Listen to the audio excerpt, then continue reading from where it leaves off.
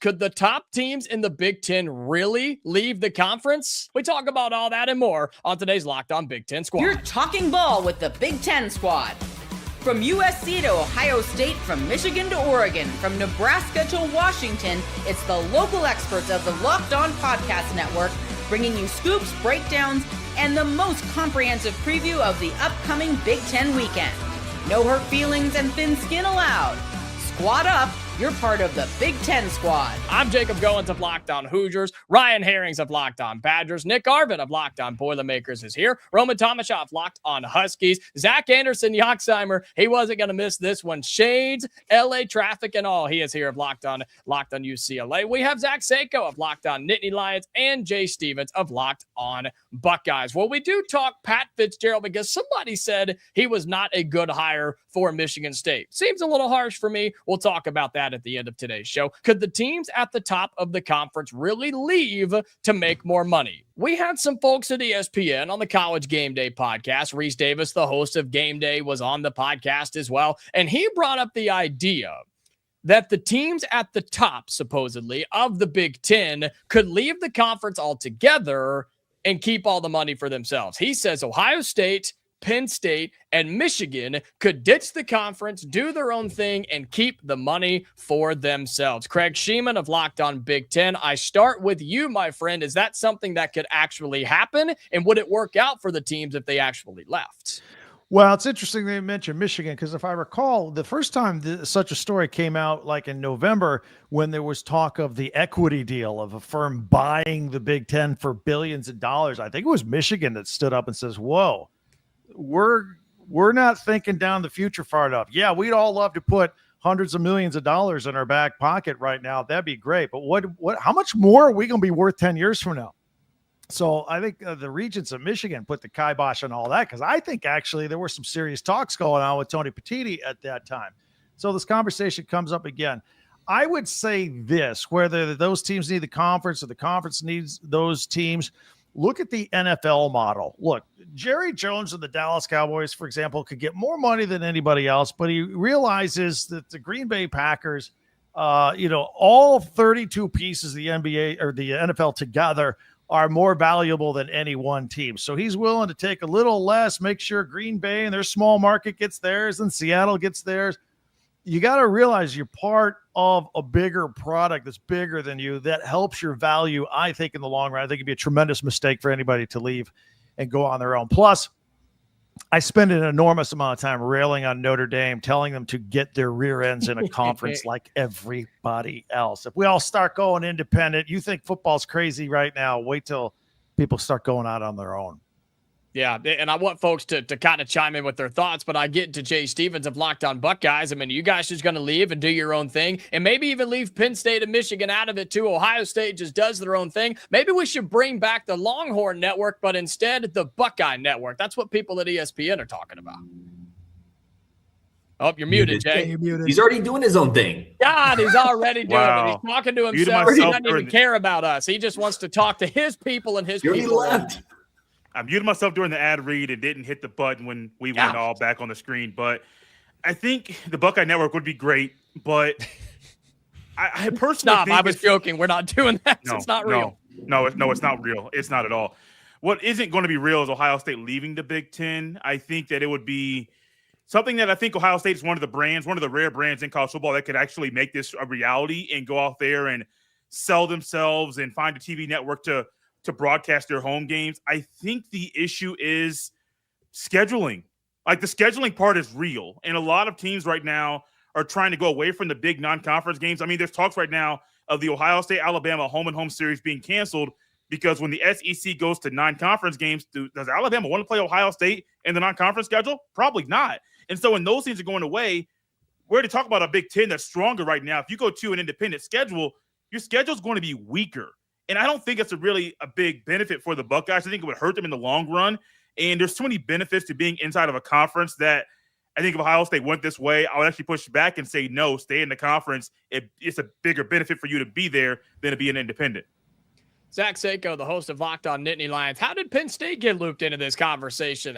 I mean, as far as I know, didn't you guys just fire your coach, have to bring in somebody else because you're not winning enough games? How in the world are the Nittany Lions It involved? has nothing to do with it. It has to do with brand power and revenue generated. Ohio State and Michigan are top 5 brands. Penn State is a top 10 brand. So if those three were to, and the reason this idea is floated is because those three would need to form an alliance together. Okay, one does not work without the other. Ohio State would need Michigan. The game itself, the Ohio State-Michigan game itself, generates allegedly $200 million.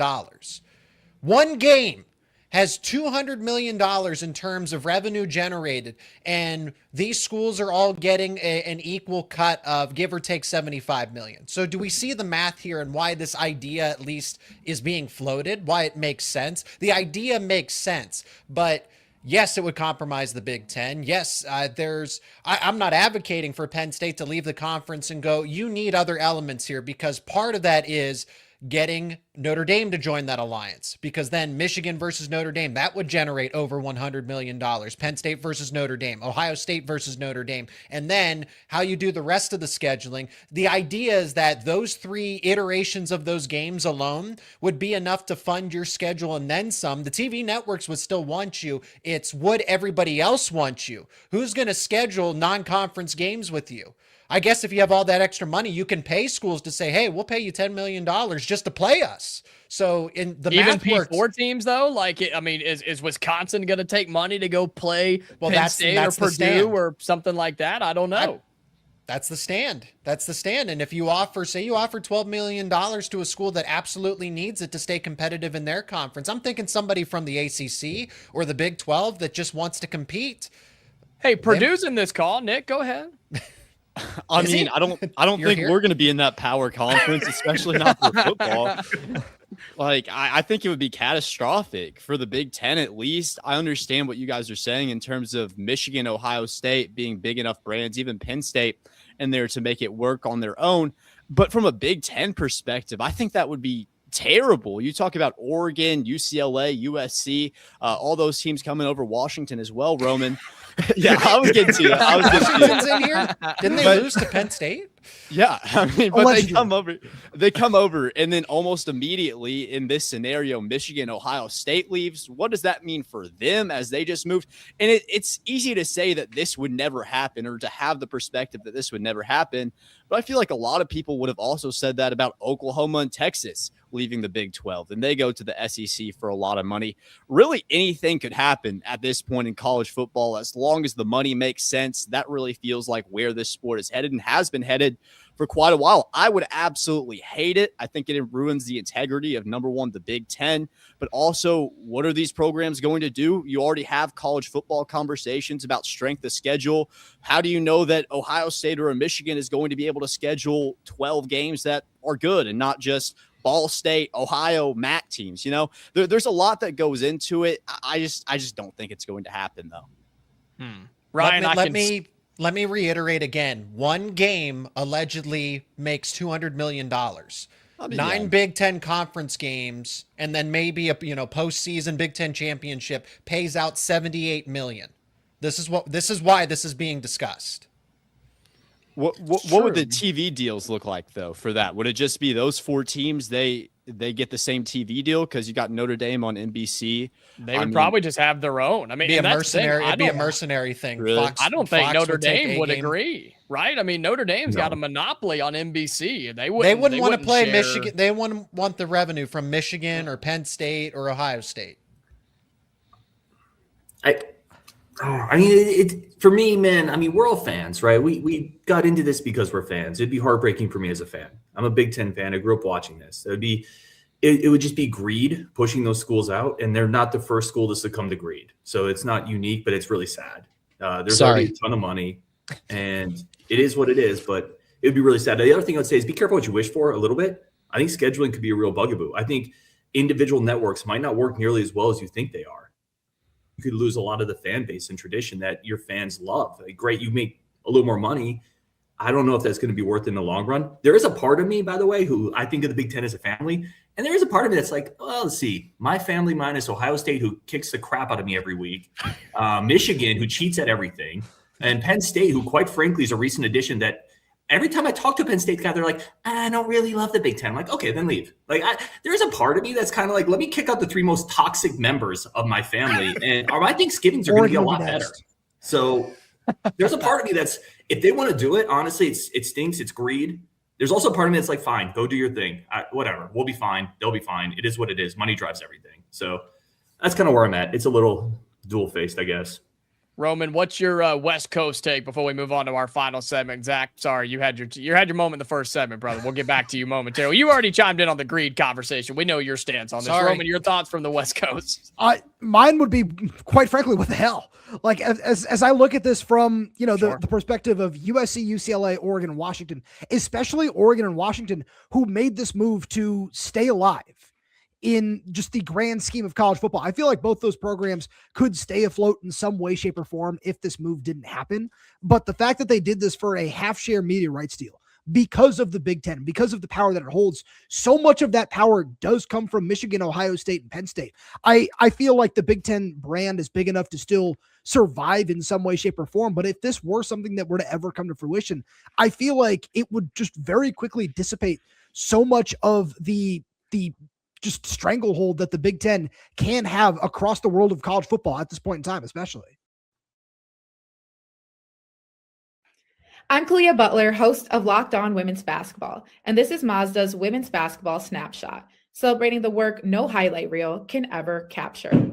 Dawn Staley and South Carolina remain on top of the SEC standings after handing Tennessee their worst defeat in program history with a final score of 93-40. In the 43-point win, South Carolina shot 69% from the field. Tessa Johnson had a perfect shooting night, scoring 24 points, shooting 4 for 4 from the floor, including 2 threes, and made all 4 of her free throws.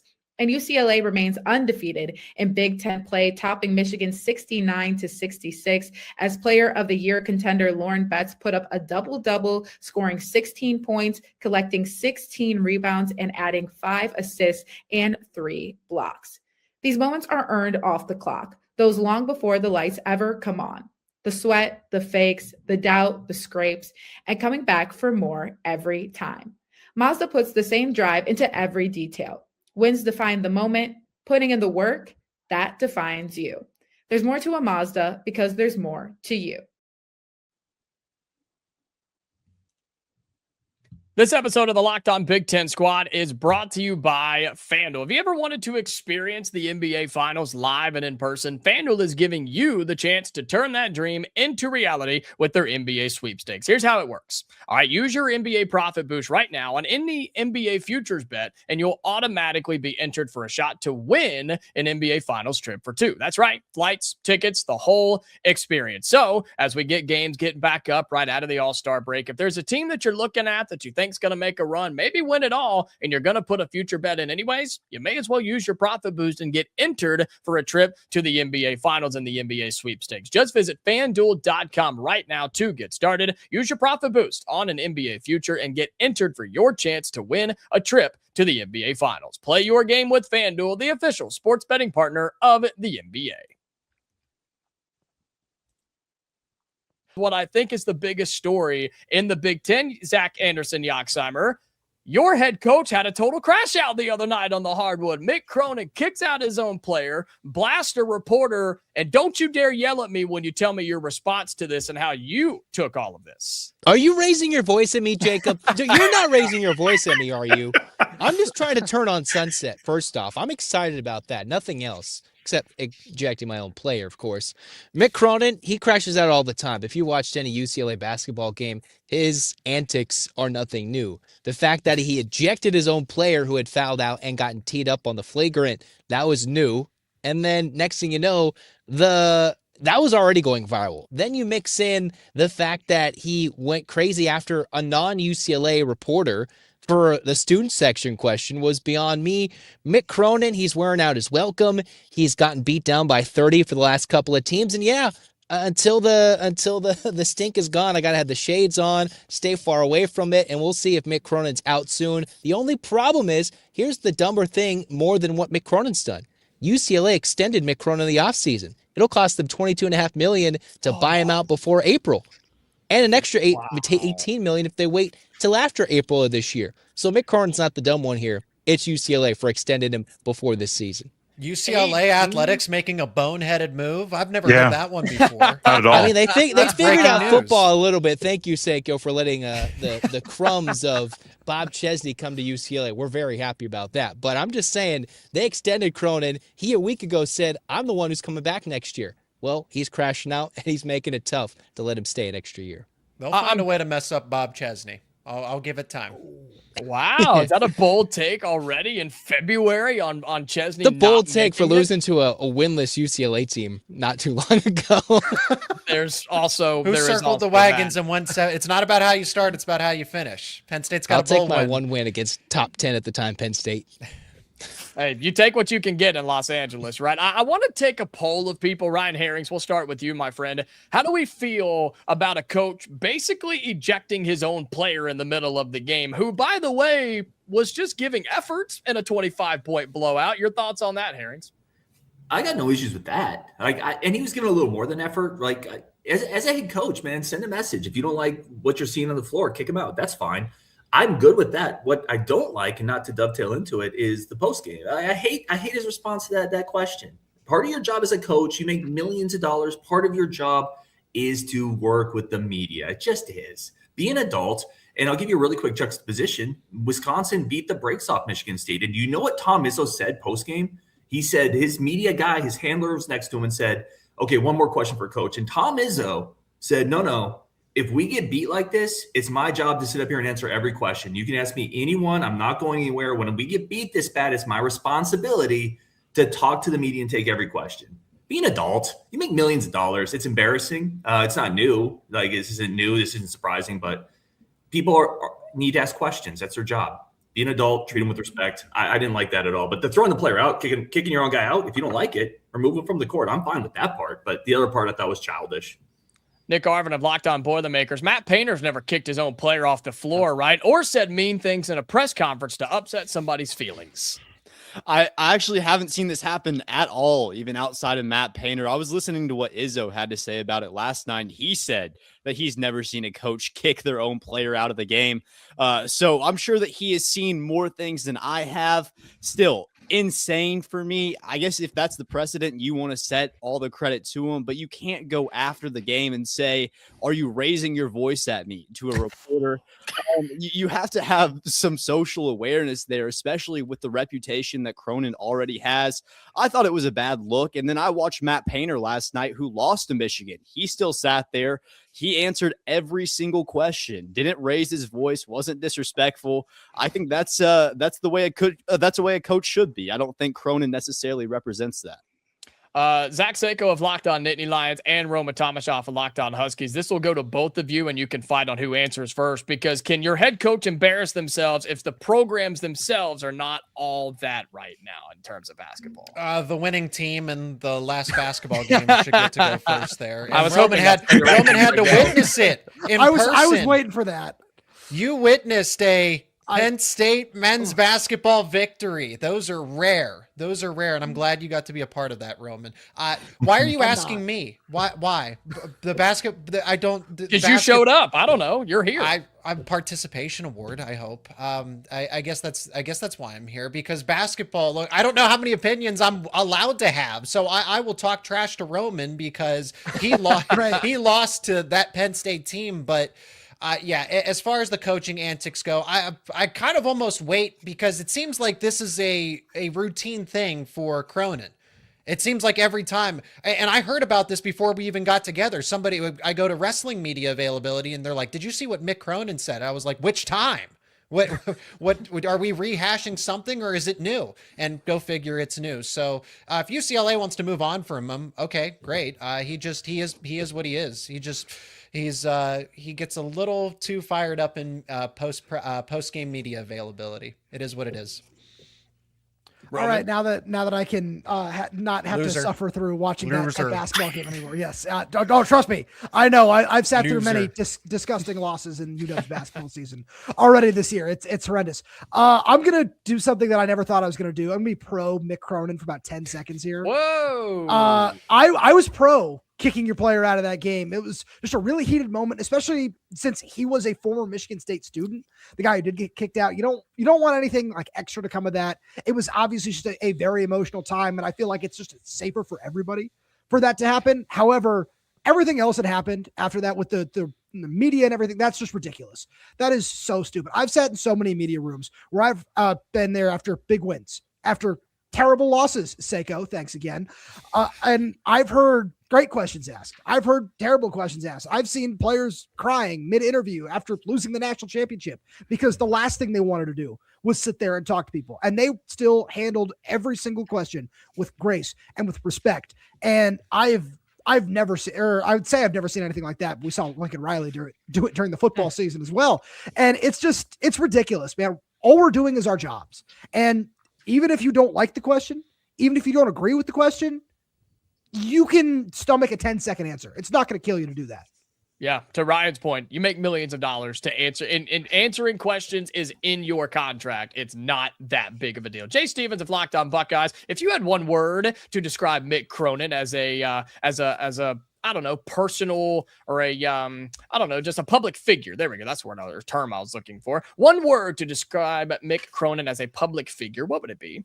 Ooh, I can't do public figure because the word I was going to use doesn't fit the public figure. Just in this description, his antics were annoying. And as I'm listening to everybody talk, I thought Doug Gottlieb's rant and blow up and pounding the table was going to be the worst coach thing we saw all week. It still might be the worst. But Mick Cronin, what he did is right up there with being one of the dumbest things we've seen the coach do recently.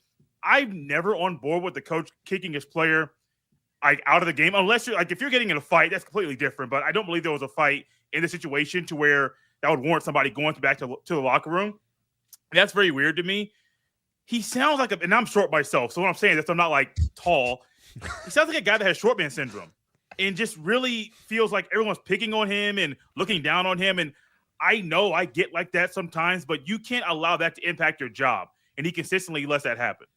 Craig Sheeman of Locked On Big Ten is here. We'll wrap up this segment and move on to big teams leaving inside of the Big Ten coming up next. But Craig, is Mick Cronin the most annoying basketball coach in a conference that has Eric Musselman in it? Yeah, I mean, by the way, I'm 6'3" almost, so I would look down on him. But if I were to use a word to describe it, I was just miserable. What a miserable human being. And we got a couple of problems here. First of all, with the hard foul, I mean, yeah, it wasn't great, but on a scale of 1 to 10, maybe it's a 2. I've seen a lot worse than that. I certainly wouldn't have thrown my kid out of the game like that and embarrassed them.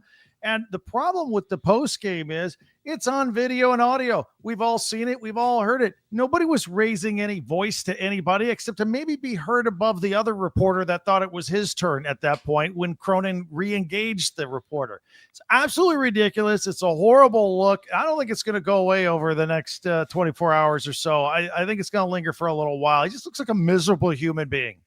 It's the first I time will say the most miserable person I'll say in college sports head coaching in Los Angeles is Lincoln Riley. If we all remember our little group chat that we have with our squad, I threw out some shots towards our beloved member Mark Colkin of Lincoln Riley, who just 3 months ago in a similar press conference situation said to a reporter, "That's the dumbest question I've ever been asked. You should feel embarrassed for asking that question." That was Lincoln Riley's approach. I will say Cronin answered the question. He said, "I don't care," which is an answer, a stupid answer, but he answered the question and then said, "You've asked me the dumbest question." But is that the craziest response the Los Angeles coach has given to a post-game presser in the last 3 months?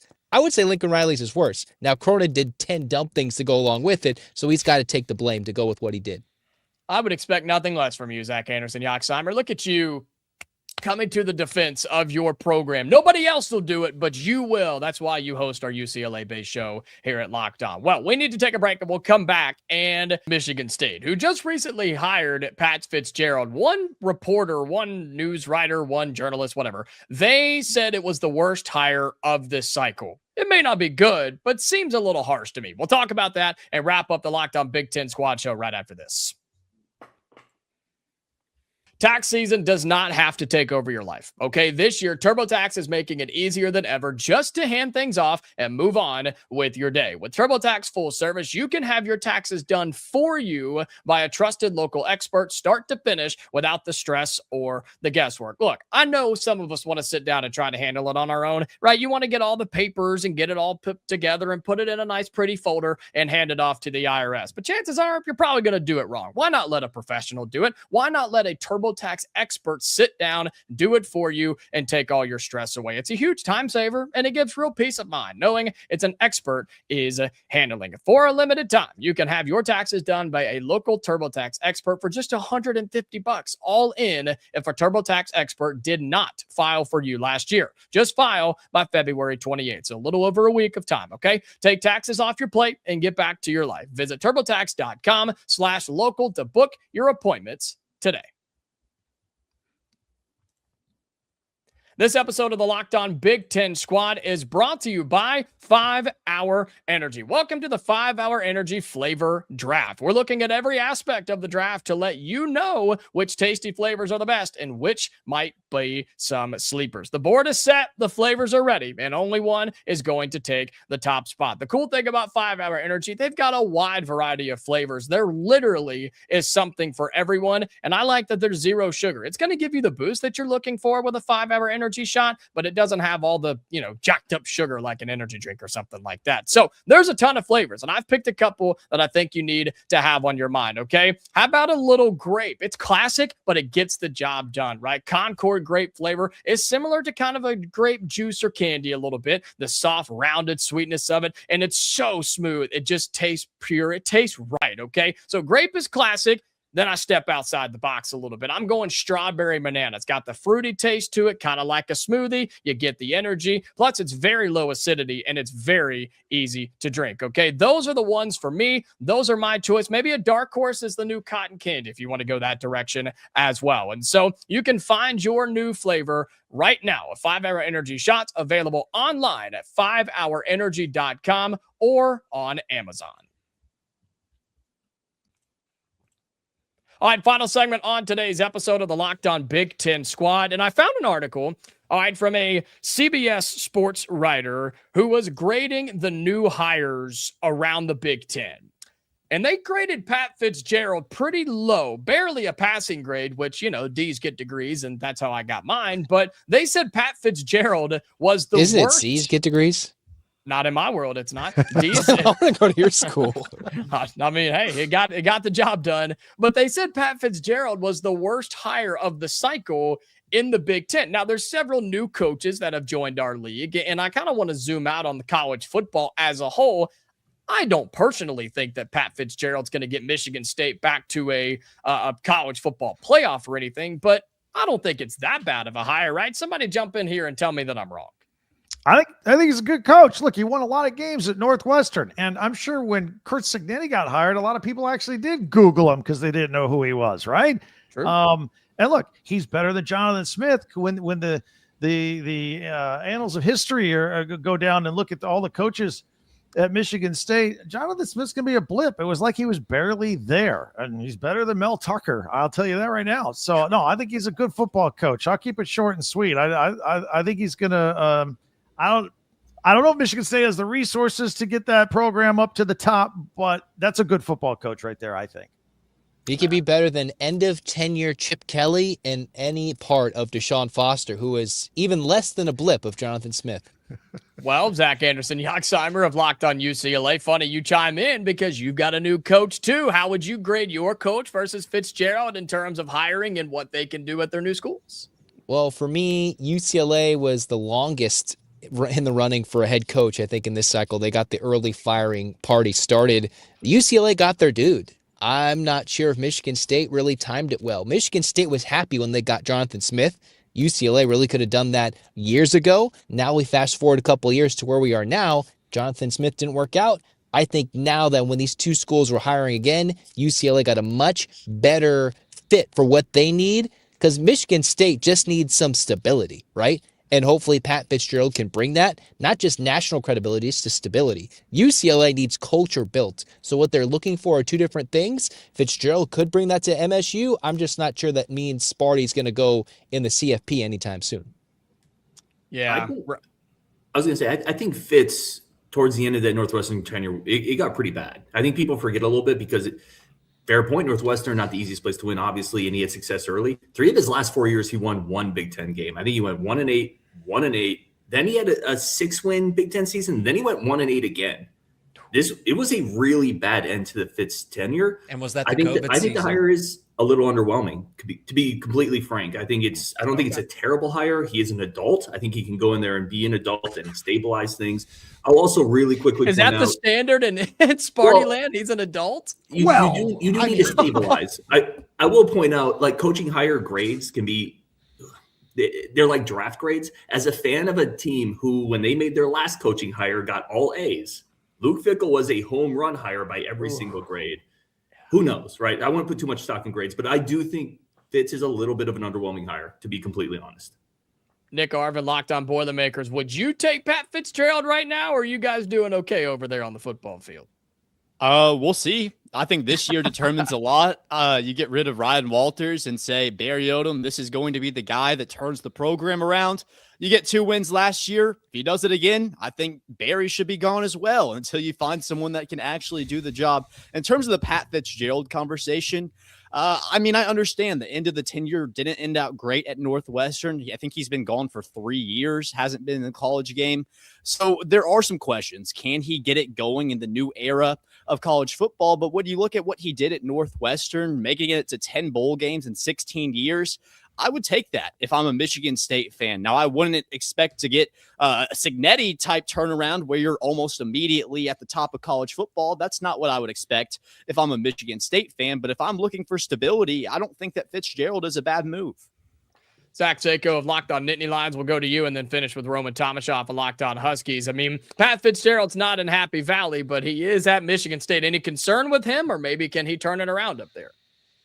I mean, I think he's a good coach still, and I wonder, okay, you have the academics at Northwestern, which is kind of the difficult part of that, so you can't really do as much as you would like to. So I wonder, okay, you combine, a little more flexibility at Michigan State with somebody that, just has time to reassess, take a break from things. I think that can help a lot. And so that's the question. Can he handle the new era of college athletics? Why does Pat Fitzgerald have to manage all of that? Why isn't there? And I know there's a separation of powers. There's a general manager there. The guy, he actually used to work as a wide receivers coach for Matt Campbell. So that's how I know that. But he's going to focus on the football side and then let all the, financial, NIL, a little more scouting. Why not separate some of that? Why not defer some of that, delegate some of it? And that's what he's doing. Let him lead the program truly and just get the right people in the right spot. So I think he can succeed. Nick makes a great point. It's not going to be an Indiana turnaround, but could he be 8-4, 9-3 and start to the battle is in Michigan. It starts in Michigan. If you're able to take some recruits back away from the Wolverines, that starts to sink their ship a little bit. And that's gonna be a big deal, especially when there's not really a lot of stability there right now with them changing coaches too. Couple of things here. First, Nick, thanks for Ryan Walters. Not talking about anything he did as a head coach. Awesome defensive coordinator. Appreciate that. But also 2 things on this. I feel like there are 2 separate trains of thought that can be true at the same time. One, that of the new coaches in the Big Ten, it might be considered the worst hire, depending on how some people might feel about Bob Chesney or something like that. I feel like that's the only other one. And I don't. Bob Chesney's A+. See, and that's kind of what I think. I'm not saying he's a bad hire by any stretch of the imagination, but I feel like that's the only other one that people might compare to because, you look at Michigan with Kyle Whittingham and Penn State with Matt Campbell at the top and say, oh, okay, yeah, we really like these hires for reason X, reason Y. And at the same point, Pat Fitzgerald, for everything that Seiko is saying, very clearly can get a program back on track. And for what Michigan State has been for the last handful of years, just very clearly been a disaster. I feel like that stability is a very nice floor to have. It might take a little bit to get going. But I think in terms of the toughness, especially that we've seen that Pat Fitzgerald can instill in a team, I feel like things can be just fine in East Lansing.